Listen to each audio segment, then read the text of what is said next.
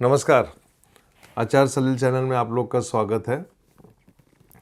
पिछले कई वीडियो में मैंने अपने फॉलोअर्स को बताया कि भारत में सिविल वॉर जैसी स्थिति बन रही है और आगे चल के स्थितियां जो होंगी वो बहुत ख़राब होंगी और देखना ये है कि मोदी जी उसको कैसे कंट्रोल कर पाते हैं। वर्तमान की सरकार को उसको संभालना है, कैसे संभाल पाएगी ये देखने वाली बात है। 2021 पूरा साल निकल गया किसानों के आंदोलनों का। फार्मर बिल आया और उसको लेके काफ़ी कंट्रोवर्सीज हुई और हालांकि वो बिल, जैसे मैंने अपने पिछले वीडियो में बोला था कि कुछ हद तक देखा जाए तो सही बिल था, लेकिन उसमें कुछ करेक्शन की ज़रूरत थी।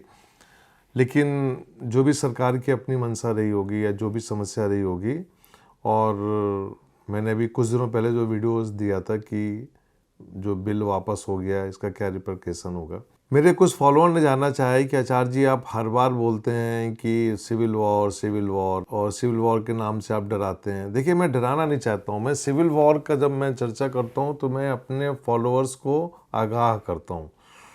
यहाँ सिविल वॉर से मतलब ये होता है कि यदि कोई आदमी लॉन्ग रूट में जा रहा है, अकेले जा रहा है, तो भाई मत ट्रेवल करो, अपनी कार को रिस्क में मत डालो, लूटपाट हो जाएगी, आपको कुछ भी मिस हैपनिंग हो सकती होगी। आपने देखा होगा कि जब कोविड हुआ तो लोग बाग भगे। पंजाब से कोई बिहार जा रहा है, कोई बेंगलोर से बिहार जा रहा है, तो रास्तों में जो उन लोग के साथ जो कुछ हुआ रास्ते में वो बहुत ही असहनीय था। बहुत ख़राब लगता है कि जब देश में बहुत ही निम्न स्तर की घटनाएं होती है, तो ये इसको भी मैं सिविल वॉर जैसी स्थिति बोलता हूँ। हालांकि ये कोविड के कारण था। एक साल हमारा निकल गया कोविड में और किसानों के आंदोलन से। ये जो स्थिति थी ये एक प्रकार की सिविल वॉर जैसी स्थिति थी। हर आदमी परेशान रहा। ये सिविल वॉर के कारण, सिविल वॉर ही हम इसको बोलेंगे।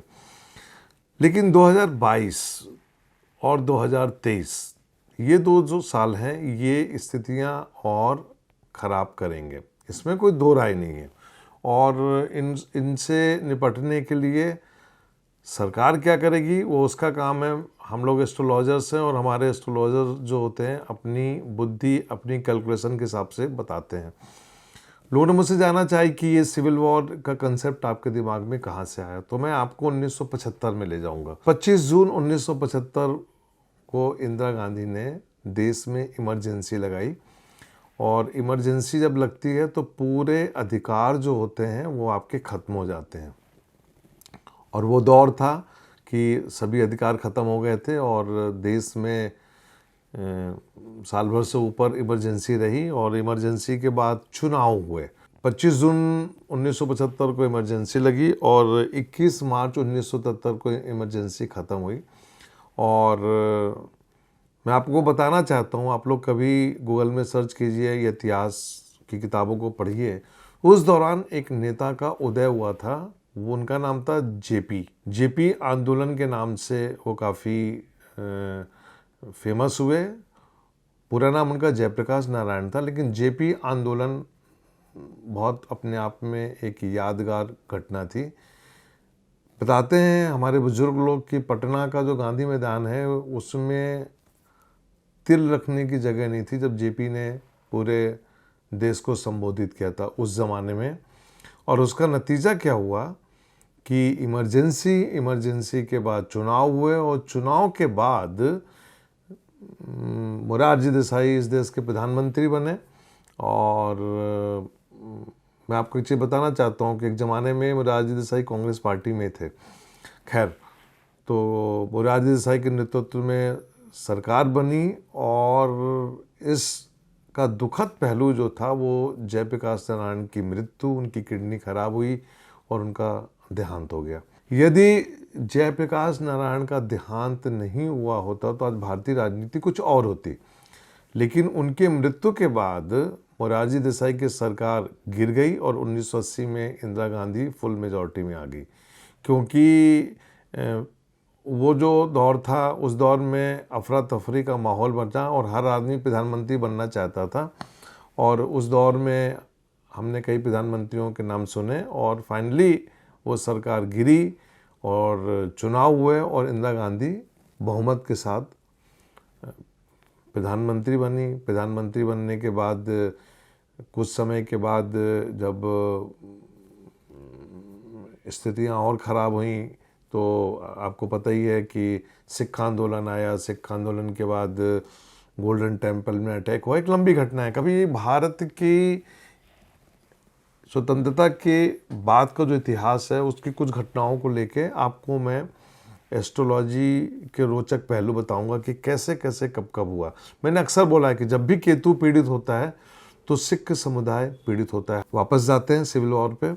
तो ये था सिविल वॉर। तो सिविल वॉर वाली स्थिति कैसे बनती है? सिविल वॉर वाली स्थिति तब बनती है जब असंतोष का माहौल होता है।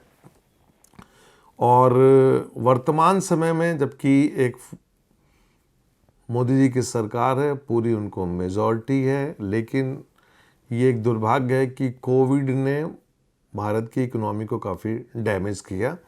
और इसी दौरान कई राज्यों के चुनाव हुए और जैसे मैंने आपको पहले बोला था कि ममता बनर्जी आएंगी, ममता बनर्जी आई। जितनी मेरी वीडियोस हैं सब मेरे चैनल में अपलोडेड हैं, आप चाहिए तो देख सकते हैं उसको।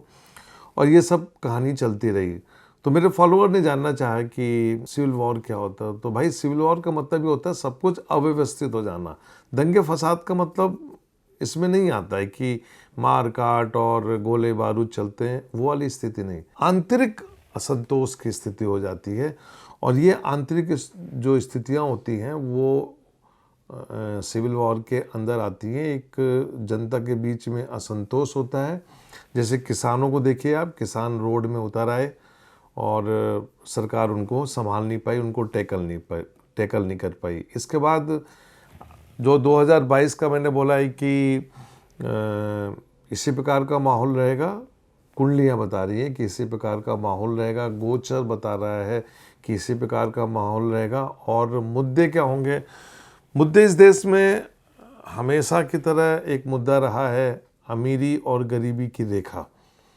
मतलब जो फाइनेंशियली जो लोग बहुत स्ट्रांग हैं वो और स्ट्रांग होते जा रहे हैं, जो गरीब है वो और गरीब होता जा रहा है। ये एक असंतोष का बहुत बड़ा कारण रहेगा। देश की आबादी जो लगभग 140 करोड़ के आसपास लोग बोलते हैं, उसको रोज़गार दिलाना, उसको संतुष्ट करना, ये सरकार का एक काम होता है। और काम क्यों होता है? क्योंकि हम लोग जनता को जो आश्वासन देते हैं, जो चुनावी वादे करते हैं, जनता उसी के चक्कर में फंसी रहती है। और जब उसको लगता है कि हमारा कोई काम नहीं हो रहा है, वादे बड़े हुए, तब वो रोड में उतरती है। और तब कुछ ऐसे नेता लोग होते हैं जो सही मायने में देश के बारे में सोचते हैं, उनका उदय होता है। और सबका अपना अपना राजयोग होता है और वो राजयोग फलीभूत होता है। इसलिए मैं बता रहा हूँ कि 2022-23 की स्थिति ऐसी रहेंगी और वहाँ पे जाके एक कोई नेता का उदय होगा और वो आगे दिशा निर्धारण करेगा भारत की राजनीति का कि आगे क्या दिशा निर्धारण होगा। अभी मैं 2024 के चुनाव या 29 के चुनाव की बात नहीं कर रहा हूँ, मैं सिर्फ फोकस कर रहा हूँ 2022 और 23 में कि क्या स्थितियाँ होंगी। इसको हम सिविल वॉर बोलते हैं। और आप देखिए कि लोग बेरोजगार हैं, लोगों के पास नौकरियां नहीं हैं, परेशान हैं। और सरकार के जो तरीके हैं काम करने के, हालांकि मैं समझता हूँ कि वो अपने हिसाब से अच्छे काम कर रही है, लेकिन जनता को लग रहा है कि उनके हिसाब से ये काम बड़े गलत हो रहे हैं। तो यही सब चीज़ें लेके फिर जनता चुनाव का इंतज़ार करती है। और चुनाव के पहले जो माहौल बनता है और उसी में जब आउट ऑफ कंट्रोल स्थिति हो जाती है तो वहाँ पे सिविल वॉर की स्थिति हो जाती है। तो मेरे ख्याल से आप इस चीज़ को समझ गए होंगे। 1975 में वो स्थिति बनी थी। और हालांकि हमारे देश की कुंडली मैंने अक्सर बताया है कि इतनी स्ट्रॉन्ग कुंडली नहीं है, क्योंकि भारत की लग्न में राहु है। लग्न स्थान में राहु का बैठने का मतलब क्या होता है? यहाँ की जो जनता है वो इतने जल्दी लालच में आ जाती है कि उसको आप कोई भी वादे करो और वो आपको वोट देती है। ये मैंने अमूमन देखा है बहुत दिनों से। तो और यही भी बाद में एक सिविल वॉर की स्थिति बनती है। अब लगता है कि सिविल वॉर की स्थिति जब आती है तो क्यों आ सकती है? सिविल वॉर की स्थिति इसलिए आ सकती है कि हर किसान चाहता है कि उसके खेत में पानी हो, और हम भारत की कुंडली में देखें कि चौथा घर जो होता है वो खेत का होता है, और चौथे घर की जो स्थिति है हम चाहें तो उसको हम दुरुस्त कर सकते हैं, लेकिन हमारी जो राजनीतिक कार्यशैली है उससे ये काम हो नहीं पाता। और बहुत से इश्यूज़ हैं, मैं आपको अगले वीडियो में बताऊंगा कि करीबन 30-35 इश्यूज़ इस कंट्री के ऐसे रहे हैं जो लोगों को दुखी करते हैं। और यदि हम यही भारत की कुंडली में जाके देखें तो वही पीरियड चल रहा है। और आपको ध्यान होगा, मैंने अक्सर बोला है कि भारत की कुंडली में अगले 10 साल की स्थिति बहुत अच्छी नहीं है, तो सरकार को बहुत संभल के काम करना पड़ेगा। खासतौर से ऐसे निर्णय लेने पड़ेंगे जिससे मध्यम वर्ग को फ़ायदा हो। नहीं तो क्या होगा कि ये जो शनि का गोचर अभी तो मकर राशि में है, फिर ये कुंभ की तरफ जाएगा, और जब कुंभ में पहुंचेगा तो वहाँ पे बृहस्पति भी बैठा रहेगा। इसका मतलब क्या होगा कि ये फिर बवंडर करेगा। इसलिए मैं बार बार बोल रहा हूँ कि 2022-23 का जो पीरियड होगा वो अच्छा नहीं होगा। और फिर बाद में मैं उधर बोल रहा हूँ जहाँ मैंने जो दिल्ली का वीडियो निकाला है उसको आप लोग देखिएगा ध्यान से, उसमें मैंने काफ़ी आपको इशारे किए हैं। ये सिविल वॉर है, मेरे ख्याल से मेरे फॉलोअर्स सिविल वॉर का मतलब समझ चुके होंगे।